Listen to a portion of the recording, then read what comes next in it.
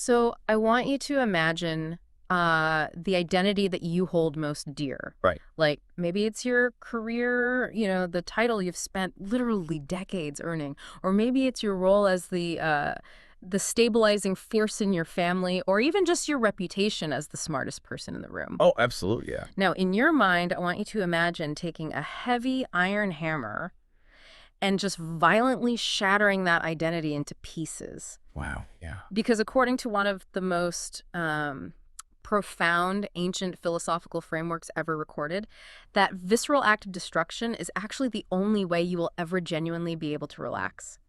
I mean, it hits hard because we live in a culture entirely built on what you could call accumulative architecture. Cumulative architecture, I like Right. it. From the moment you're born, the whole directive, just to add, you acquire an education, you stack up professional You achievements. gather social connections, right? Exactly. You accumulate responsibilities. Right. And society basically points to this massive, highly precarious structure you've built and says, well, that is who you are. And the heavier the structure, the more successful you supposedly are. Yeah. But I think anyone listening to this deep dive right now probably recognizes the crushing weight of that architecture. We are walking around with this unprecedented level of information overload, enduring this relentless performance of maintaining a persona. It's exhausting. It's a suffocating cognitive load. It really is. And that brings us to the core mission of our analysis today. We are doing a deep dive into a text known as the Tai-Lü Chronicles. And it's not a guide on how to build a better house. No, not at all. It is a survival guide for tearing the house down. Yeah, the philosophy mapped out in the Chronicles is it's the absolute definition of subtractive realization. Subtractive. It does not offer you, a new 5-step morning routine to optimize your productivity. It proposes this sequential, deeply psychological journey of shedding attachments, dismantling the ego. Engaging in what the text calls soul ascension. Yes. Yeah. Ultimately, it's a roadmap back to the cosmic void. Returning to the cosmic void is a phrase that sounds deeply intimidating on its face. A little bit, yeah. But looking closely at the source material, this isn't some abstract, untouched mysticism meant only for monks living on remote mountaintops. It's a fiercely practical, meditative map for the modern mind. It really is. The Chronicles treat human consciousness not as a static object, but as an active battleground, a battleground between the superficial identities we construct and a much more profound underlying reality. So, the framework of the Tai-Lü Chronicles positions this journey not as an escape from the real world, but as an escape into reality. Yes, exactly. To get there, the text outlines this really arduous process of peeling back the layers of artifice. Yeah. But to go anywhere new, to even begin peeling back those layers, there's a fundamental prerequisite. You have to realize you're trapped. Precisely. You have to recognize that the magnificent house you spent your entire life building is actually just a customized prison. Which brings us to the very first mechanism the text introduces in Act 1. The Chronicles call it confronting the illusions, which translates specifically as breaking the mental mirrors of illusion. The mirrors, yeah. And when we think of a mirror in modern parlance, we usually associate it with truth. We say things like, oh, the mirror doesn't lie. Or we talk about taking a long, hard look in the mirror. Right. But this ancient framework violently rejects that notion. Totally rejects it. Because if we break down the physics and the psychology of a mirror, the metaphor becomes incredibly clear. I mean, a mirror does not show the world as it actually exists. No, it's a reversed image. It's reversed, it's flattened, it's strictly two-dimensional. It takes the infinite breathing depth of the world and forcefully stops it at a hard, impenetrable surface backed by a layer of silver. Wow. Yeah, backed by silver. In the psychological framework of the Tai-Lü Chronicles, these mental mirrors represent the ego.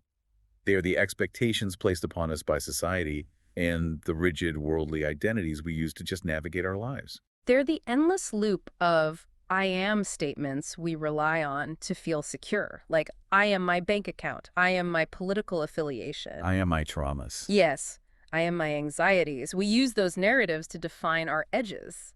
And the text argues that the ultimate goal of this initial phase is to allow the radiant inner spirit to pierce through worldly existence. Pierce through. The phrasing is really crucial there. It is, because the inner spirit is not something you need to generate or manufacture. You don't have to earn it. It's already there. The radiance is already present.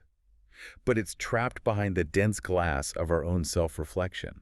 The light can't project outward into the world because the psychological mirror is constantly bouncing everything back inward. Trapping us in this endless, suffocating loop of self-regard. Exactly. You know, I was looking at this idea of the mirror, and the modern equivalent that kept coming to mind for me was a funhouse mirror. Oh, I love that analogy.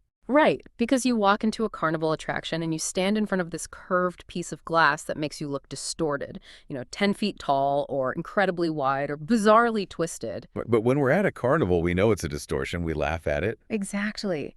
But in our actual lives, we curate these distorted personas. We manage our reputation so carefully. We become so deeply accustomed to our funhouse reflections that the idea of breaking the glass, it doesn't feel liberating. It feels utterly terrifying. Because over time, we make a fatal cognitive error. We mistake the reflection for the self. Yes. If you fundamentally believe that you are the reflection in that house mirror, then shattering the glass doesn't feel like breaking a tool. It feels like a literal death. Okay, let's push on that friction for a second because it's significant. If someone listening has spent, say, 20 years building a reputation as a highly reliable surgeon or a devoted parent or a Sure. brilliant engineer, they might say, well, why would I shatter that? That reflection isn't a delusion. It's the result of decades of hard work. Breaking that doesn't sound enlightening. It sounds reckless. Well, the Chronicles differentiate between participating in the world and being consumed by the illusion of it. Okay. Being a surgeon or a parent is an action you perform. It's a role you occupy in the temporal world. The mirror is the psychological attachment that says, if I lose my ability to perform surgery, I cease to have value as an entity. Oh, I see. And the text uses the word breaking deliberately because achieving peace here is not a passive exercise. You cannot gently negotiate with a deeply entrenched cognitive illusion. You can't just politely ask your ego to step aside while you examine your underlying nature. No, you really can't. The mechanism of breaking a paradigm requires a violent rupture. Cognitive dissonance is painful. It is an inherently destructive act to realize that the rules you've been playing by are made up. Which is why the shattering of these mirrors often happens involuntarily, right? Yes, very often. A person experiences a sudden career loss, or a devastating betrayal, or a severe health crisis that completely alters their physical capability. And in those moments, the universe effectively takes a hammer to their psychological mirror. Exactly. The identity they relied upon is destroyed without their consent. And it's agonizing. It induces a profound existential panic. But through the lens of the Tai-Lü philosophy, that involuntary shattering is actually seen as a structural collapse of a prison wall. Right. But, and this is important, the destruction of the false self leaves a profound mess. Yeah, I mean, anyone who has ever dropped a glass onto a tile floor knows that shattering something doesn't instantly leave you with a clean, peaceful room. No, it leaves jagged debris everywhere. You can't just break an ego-driven identity and suddenly ascend to a state of zen. The immediate aftermath is chaotic. The mind is fragmented, panicked, covered in dangerous shards. Which demands the second mechanism. Once the mirror is broken, the mind has to be cleared of the wreckage. Act 2. Two of the Chronicles transitions here from the sudden, jarring violence of shattering glass to a much more elemental methodology. Sweeping the mind. Sweeping the mind, exactly. To manage the psychological debris, the text uses a duality of natural imagery. It says, facing the wind to clear a tangled heart, and turning to the moon to let vain thoughts grow still. Let's examine the mechanics of that first part. Facing the wind to clear a tangled heart. The shattered mirror leaves behind emotional knots, right? The cognitive dissonance, the grief of losing an identity. The raw confusion of not knowing who you are anymore. And the wind represents a dynamic, invisible, highly tactile force. But the instruction to face the wind is radically counterintuitive to our baseline human operating system. I mean, our deepest biological instinct when we are hurt or disoriented is to seek shelter. If a literal storm comes, we retreat indoors. If we experience a brutal emotional shock, like a public failure, the immediate instinct is to isolate. We pull the covers up over our heads. We stop answering texts. We build a cocoon to protect the tangled heart. Exactly. But the text is demanding the opposite. It's telling us to step out onto an open, exposed plain and take the gale directly to the chest. Because hiding is just the rapid construction of a new mirror. Wow. Seeking shelter from the emotional fallout merely preserves the tangled heart in its knotted state.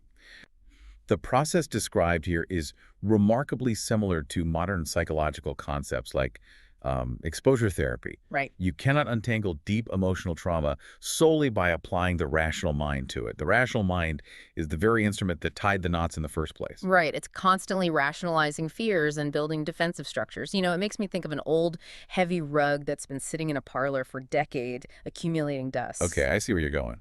The dust represents the debris of the shattered ego. If you want to clean that rug, you can't just brush it off while it sits in the living room. You'll only move the dust from the rug onto the furniture. Yeah, you just redistribute the mess. Exactly. To actually clear it, you have to drag that incredibly heavy object outside, hang it up on a line, and you absolutely require the wind. You have to beat the rug and allow the wind to carry the particulate matter away. Yes. The wind is doing the actual labor of dispersal, but you have to be willing to stand out there in the suffocating dust cloud for a period of time. That's a perfect analogy.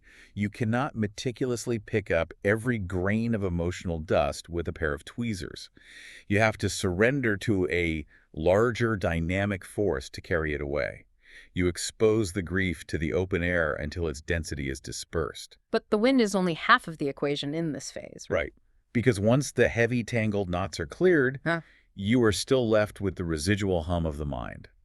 This is where the text introduces the second element, turning to the moon to let vain thoughts grow still. So if the wind is active dispersal, the moon is profound, passive stillness. Vain thoughts being the lingering anxieties about the future, the endless what-ifs, the phantom pains of the broken ego. And notice the specific verb used there. The text does not mandate fighting vain thoughts to make them stop. It instructs the practitioner to let them grow still. Grow still, not force them. Right. The moonlight does not physically exert pressure on anything.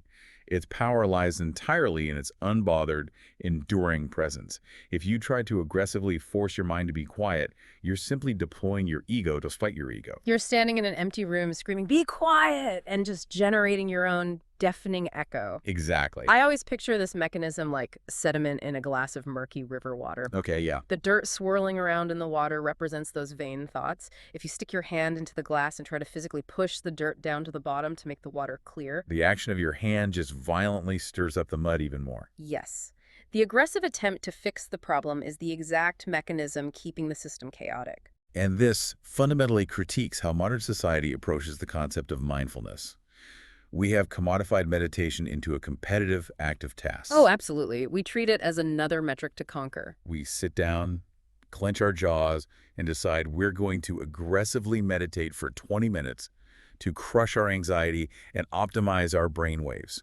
We're just shoving our hands into the muddy water. We turn stillness into a performance. We really do. Yeah. But the Tai-Lü philosophy insists that you cannot force the sediment down. You must take the glass of murky water, place it on a table under the ambient light of the moon, and remove your hands entirely. You let gravity do the work? The settling of the mind happens entirely on its own, provided you stop actively shaking the glass. Okay, so we've faced the wind to blow away the heavy emotional debris, and we have sat in the moonlight to let the cognitive mud settle to the bottom. The water is clear. But this brings up a massive existential problem, doesn't it? If you have genuinely shattered the mirror of your ego, and you've let all your ambitions, anxieties, and carefully plotted 5-year plans settle to the bottom, well, you are completely empty. Yes. The engine is gone. Without the ego's fear of failure or desire for status to steer the ship, what actually moves you forward? What stops a person from just lying down on the floor and doing absolutely nothing until they starve? See, you have identified the exact threshold where philosophical theory meets practical friction. It's the big hurdle. It is. Once the mind is emptied of its self-generated ambitions, the inner spirit must rely entirely on the momentum of the universe. The engine is no longer internal, it is external. And this transitions the practitioner into the third major phase of the Chronicles, Act 3, obeying nature. Right, so the text explores this concept by focusing heavily on aligning with cosmic flows. Specifically, it utilizes the imagery of hidden streams obeying their unknown paths. And this may be the most deeply uncomfortable concept in the entire text for a contemporary individual to internalize. I can imagine. The juxtaposition of the words obeying and unknown strikes at the very heart of modern anxiety.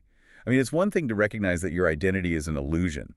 It is a completely different, far more terrifying prospect to consciously surrender the need to know where your life is heading. To actively obey a path that is explicitly hidden from your conscious view. Yes. But why are the streams categorized as hidden? They're hidden because the rational, metric-obsessed mind is incapable of perceiving them. The ego looks for brightly lit highways, clear signposts, quantifiable milestones. Right. The 5-year plan. Exactly. Uh-huh. But the underlying currents of reality do not operate on a quarterly schedule or a linear track. To align with cosmic existence means to cease swimming against the current. Crucially, it means to stop frantically trying to dig a new artificial riverbed just because you believe your rational brain knows a faster route to the ocean. Okay, let's introduce some serious friction here because I feel like the modern listener is practically vibrating with pushback right now. Let's hear it. Obeying the stream sounds dangerously close to passive fatalism. Like, if I yield to everything, aren't I just letting toxic situations steamroll me? Yeah. If a person is stuck in a wildly abusive workplace or a toxic relationship, does yielding to the stream mean they just act like a doormat and endure the abuse? How does this philosophy differentiate between cosmic flow and abject weakness? That is the most common and really the most critical misunderstanding of Eastern-aligned philosophies regarding flow and surrender. Okay. Yielding to a toxic environment because you are afraid of conflict is an action driven entirely by the ego. It is driven by fear. That is not obeying the hidden stream. Obeying the stream is not weakness, and it is certainly not lazy fatalism. It is the practice of supreme unyielding efficiency. Walk us through the mechanics of that efficiency, then. How does yielding become powerful? Okay, look at the literal physics of water moving through a river. When water encounters a massive, immovable boulder in its path, it does not stop and attempt to stubbornly push the rock out of the way. Yeah. It doesn't expend all its kinetic energy in a futile, head-on collision of brute force. It yields. It alters its immediate path to flow around the obstacle. And it seems passive in the micro moment, But over time, but expand the timeline. Over thousands of years, what happens to the rock? The yielding, continuous flow of water carves a canyon through solid stone. The water retains its fundamental nature and continues its journey, while the rigid object is slowly worn to dust. wow. Yeah, the Grand Canyon wasn't carved by stubbornness. It was carved by the relentless yielding efficiency of water obeying the unalterable law of gravity. That reframes the entire concept of obedience. You aren't giving up your agency, you're aligning your agency with a vastly more powerful underlying physics. If Exactly. you spend your life fighting the boulder like trying to force a terrible job to be fulfilling or trying to force a broken relationship to work through sheer willpower, you burn out. You exhaust your cognitive and emotional reserves because you're fighting the momentum of reality. Modern life is inherently exhausting, precisely because we spend the majority of our time swimming furiously upstream. We're convinced that if we just paddle hard enough against the current, we can control the river. But by yielding to the hidden stream, the inner spirit stops hemorrhaging energy on the illusion of control. Yes, it taps into the momentum of the entire cosmos. You move faster with infinitely less friction. You catch the wave instead of trying to paddle against the tide. Exactly. But every river, no matter how deep underground it runs, eventually empties out into something vast. If you surrender your 5-year plan and obey the stream, where does the current naturally deposit you? According to the Tai-Lü Chronicles, it carries you right back to the exact place you began. Which brings us to the grand culmination of the philosophical map. The final phase, Act 4, Spiritual Return. The culminating text details the soul's total liberation from what it identifies as mortal claims, culminating in the triumphant return of the original spirit to the sacred source, the cosmic void. Let's dissect mortal claims. I mean, a mortgage is a mortal claim. Credit card debt, legal obligations, social contracts. But it goes much deeper than logistics, doesn't it? Oh, it reaches the absolute bedrock of the human condition. Mortal claims are the invisible tethers anchoring the spirit to the illusion of a separated, fragmented world. Okay. It encompasses the physical limitations of the biological body. It includes the paralyzing grip of historical grief. It includes the ego's desperate need to leave a legacy, the desire to be remembered after death. The world constantly insists, you owe me your anxiety, you owe me your identity, you belong to this specific social hierarchy. Yes, and the ultimate mortal claim is the belief that you are a completely separate, isolated individual. The claim that I end where my skin ends and the rest of the universe is out there. Right. Liberation means slipping that final knot. You still walk through the world, you still interact with people, you still eat and sleep, but the world can no longer leverage your identity against you. It has no leverage because the identity is gone. And once that final tether is severed, the consciousness flows back into the cosmic void. Yes. But we need to address the cultural baggage attached to the word void, especially for an English-speaking audience.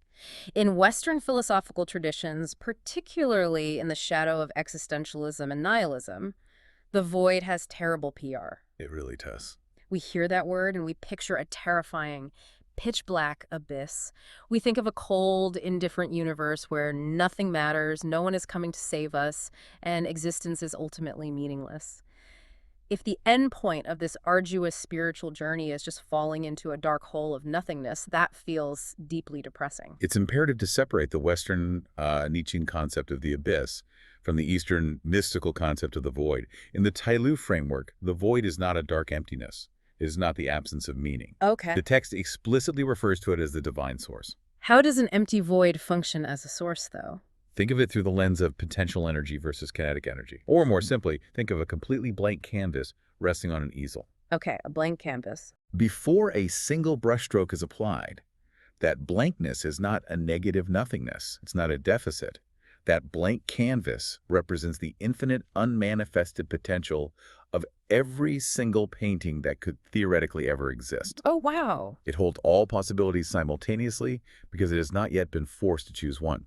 The physical, fragmented world we live in, the world of mirrors, is a world where forms are restricted. You are one person in one body, living one life. Right. The void is the realm free from that fragmentation. It is the state of absolute undivided wholeness.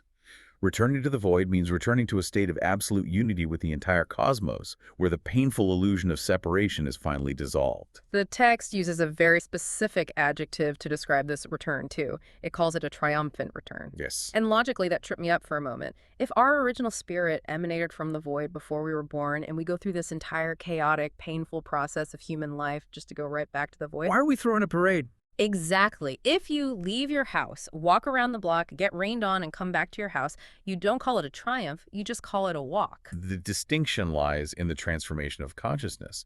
Why is the return celebrated? I actually found myself thinking about an astronaut returning to Earth. Oh, that's good. An astronaut starts their journey on the solid ground of Earth. They launch into the terrifying, chaotic, profoundly hostile environment of outer space.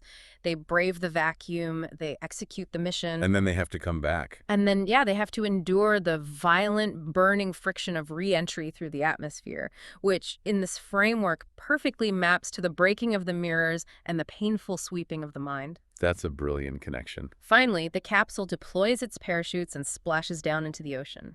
They have returned to the exact planet they started on, but they are fundamentally altered. They didn't just stay home and stare at the sky. They took the journey, they gained a cosmic perspective, and they successfully navigated their way back through the fire. The triumph is entirely located in the conscious realization of the journey.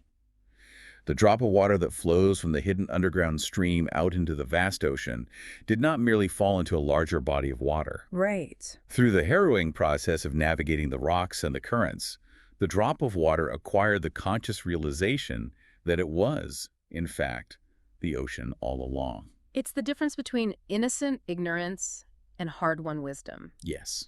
The original spirit residing in the unmanifested void was pure, but it lacked the context of separation. The journey of descending into worldly existence, becoming deeply entangled in the mental mirrors, feeling the crushing weight of mortal claims, experiencing the profound suffering of isolation. And then consciously choosing to break the glass, face the wind, and navigate the hidden stream back to the source. That agonizing process is precisely what makes the return sacred. You have to get lost in the terrifying distortions of the funhouse mirrors to actually understand and appreciate the value of breaking them. The journey through the illusion justifies the existence of the illusion itself. The innocence of the untested spirit is replaced by the profound, unshakable wisdom of the ascended soul. That is just a staggering piece of philosophical architecture. Yeah. To zoom out and view the entire map we've laid out today, we began trapped inside the accumulative houses we built, mistaking our fragile, flat reflections in the mirror for our true selves. Right. We explored the violent, necessary mechanism of Act 1, taking the hammer to the ego and enduring the painful cognitive dissonance of letting go of who we thought we were. Which led directly into managing the chaotic aftermath. recognizing that you cannot pick up emotional dust with tweezers. You must allow the active, elemental force of the wind to untangle the knotted heart through exposure, and then trust the passive, enduring presence of the moon to let the muddy sediment of vain, looping thoughts settle to the bottom of the glass. And we took that stilled, emptied mind and confronted the terror of the unknown stream, surrendering the obsessive need for a GPS, choosing to emulate the supreme efficiency of water yielding to the rocks and circumstances of reality, rather than expending all our vital energy fighting the current. Culminating in the shedding of the world's mortal claims, slipping the knot of the isolated self and flowing back into the cosmic void, not as an empty, defeated shell, but as a triumphant, conscious spirit, returning to the divine source of infinite potential. It's an incredible map for the soul. But I want to pull this massive cosmic theory down from the stratosphere and place it directly into the lap of the listener. Always a good idea. You might be driving to a job you don't love right now, or washing dishes in your kitchen, or dreading a difficult conversation you have to have tomorrow. How does the ancient cosmic process of the Tai-Lü Chronicles apply to the friction of a random Tuesday afternoon? Because a philosophy that cannot withstand the friction of a random Tuesday is merely intellectual entertainment. Exactly. The practical application of this text does not require you to abandon your life and move to a monastery. It requires micro-practices of subtractive realization. What does a micro-practice look like in this context? It starts with recognizing just one mirror. Tomorrow, when you receive a piece of sharp criticism at work or someone cuts you off in traffic and you feel that hot, sudden spike of defensive rage pause for 3 seconds, ask yourself, is my actual underlying inner spirit currently being injured? Or did someone just toss a pebble at my funhouse mirror? Did they just insult a reflection? Exactly. Yeah. Recognizing the difference immediately diffuses the panic. You don't have to break the entire mirror in that moment. Just acknowledge that it is glass. Or implementing the mechanics of the wind and the moon. When your heart is genuinely tangled up over a personal conflict, notice your instinct to hide. Notice your instinct to pick up your phone and scroll for 2 hours to numb the discomfort. Which is just building another mirror to hide behind. Right. Instead, take 5 literal minutes to sit with the discomfort. Expose yourself to the wind of that negative emotion. Let it blow through your system. And when your mind is spinning with what-ifs, stop trying to violently force yourself to calm down. Picture the glass of muddy water. Set it on the table. Right. Walk away. Let gravity do its job. This ancient text provides an incredibly potent blueprint for treating modern burnout. Burnout is the biological result of the ego relentlessly fighting the current of reality. True relief, true cognitive rest, only occurs when you yield and obey the stream. It offers the profound permission to exist as a participant in the cosmos, rather than exhausting yourself trying to act as its manager. Permission to put down the hammer, drop the chisel, stop digging the artificial riverbed, and just float for a minute. Yes. We have explored the architecture of our illusions. We have shattered the glass. We have faced the gale. We have yielded to the hidden stream, and we have peered into the infinite potential of the void. But before we conclude this deep dive, there's one final lingering implication of this text that requires your attention. If the ultimate triumphant culmination of this entire cosmic journey is our original spirit returning to the divine void, if that unmanifested potential is our true home and our true unaltered nature, it means the you that you consider yourself to be right now, the you with your specific name, your specific job title, your specific list of grievances, and your specific heavy responsibilities. That you is just a temporary traveler. It's just a fleeting reflection passing across the glass. Right. So tomorrow morning, when you wake up and look into the physical mirror hanging on your bathroom wall, take a long second. Look past the flat two-dimensional surface and ask yourself, are you looking at the tired traveler, or are you looking at the radiant light, just waiting for permission to break through?